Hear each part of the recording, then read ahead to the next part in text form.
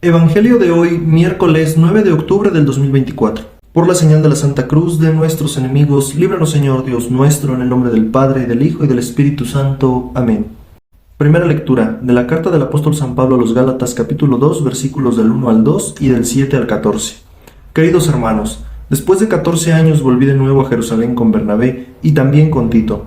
Regresé porque Dios me lo había revelado. Allí, en una reunión privada con los dirigentes, les expuse el evangelio que predico a los paganos. Hice esto para que mis trabajos pasados y presentes no resultaran inútiles. Todos reconocieron que yo había recibido la misión de predicar el evangelio a los paganos, como Pedro había recibido la de predicarlo a los judíos. Porque aquel que le dio poder a Pedro para ejercer el apostolado entre los judíos, me lo dio a mí para ejercerlo entre los paganos. Así pues, Santiago, Pedro y Juan, que eran considerados como las columnas de la iglesia, reconocieron la gracia que Dios me había dado y nos dieron la mano a Bernabé y a mí, en señal de perfecta unión y para expresar su acuerdo de que nosotros nos dirigiéramos a los paganos y ellos a los judíos. Lo único que nos pidieron fue que nos preocupáramos por los pobres, cosa que he procurado cumplir con solicitud. Más tarde, cuando Pedro fue a Antioquía, yo me le enfrenté, porque era digno de reprensión.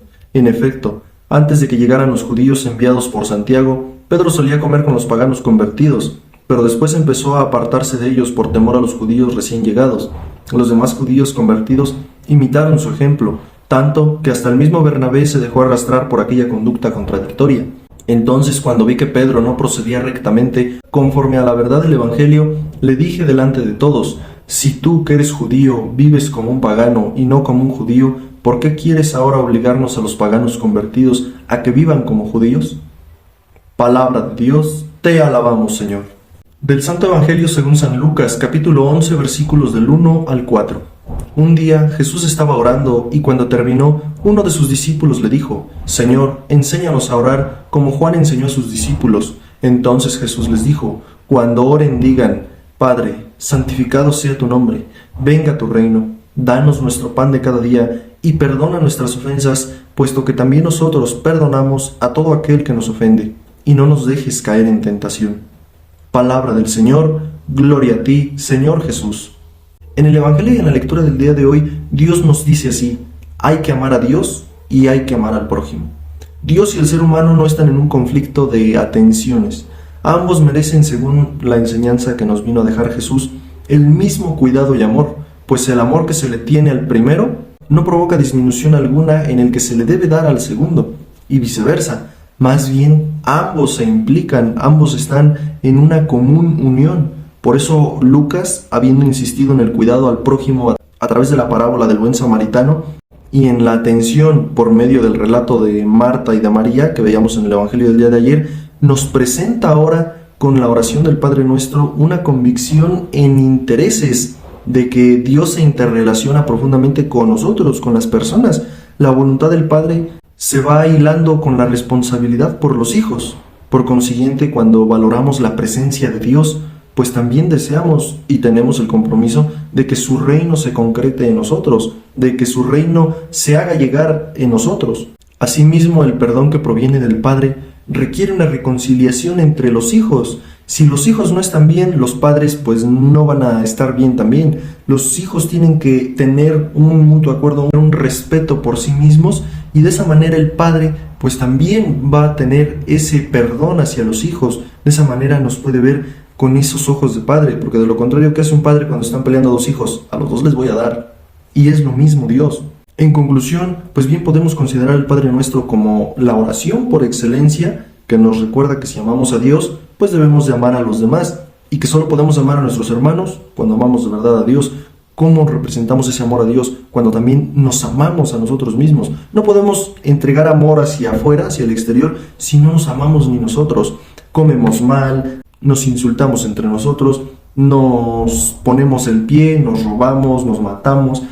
No hay amor entre nosotros, no hay amor, simplemente es eso, el amor. Si hubiera amor en nosotros, podemos dar ese amor. Podremos saberlo llevar hacia las demás personas, hacia mi esposa, hacia mis hijos, hacia mis padres, hacia mis hermanos, hacia mis abuelos, hacia el mundo en general. En aquellos entonces y actualmente la oración pues es una de las acciones más importantes Y no solo para nosotros, sino en aquellos entonces para los judíos. Todos los salmos son oraciones repetidas, son oraciones que se sabían prácticamente de memoria los judíos. Sin embargo, muchas de estas oraciones solo eran pues pura repetición, como ya decimos, pura repetición, pero no eran dichas con el corazón. No había un sentimiento de fondo, sino nada más de pura boca, de pura mente, era lo que se hablaba, hablaba uno como prácticamente languarico. Y Jesús lo sabía. Por eso, a petición de sus discípulos, les enseña una oración especial, que será conocida después como el Padre Nuestro. En esta oración se glorifica, se agradece, se pide perdón y se pide ayuda a Dios. Jesús nos la deja, esa oración. Por eso es que es la oración por excelencia, es la oración, la mejor oración que vamos a poder encontrar en toda la Biblia va a ser el Padre Nuestro. ¿Y por qué? Ya vimos aquí, se glorifica a Dios, se le agradece, se le pide perdón y se le pide ayuda. Todo en esa oración, todo en muy pocas palabras, y no lo debemos de tomar ahora como nada más una repetición de palabras de Padre nuestro que estás en el cielo, santificado sea tu nombre, venga a nosotros tu reino, y a ver quién termina primero. Debemos de decirlo con sensatez, debemos de decirlo desde el corazón, debemos de decirlo sintiendo lo que estamos diciendo, porque no es cualquier cosa, es una oración ¿qué es orar? Es hablar con Dios, es entrar en esa intimidad con Dios. Entonces, pues no vas a poder entrar en esa intimidad con Dios si nada más te pones a alegar como guacamaya. Debe haber un trasfondo, un sentimiento de fondo, un sentimiento que en el fondo nos haga hacer todo eso, que en el fondo nos haga sentir todo eso. ¿Y cuál es ese sentimiento? El único sentimiento que realmente nos hace falta, el amor. En el nombre del Padre, del Hijo y del Espíritu Santo. Amén.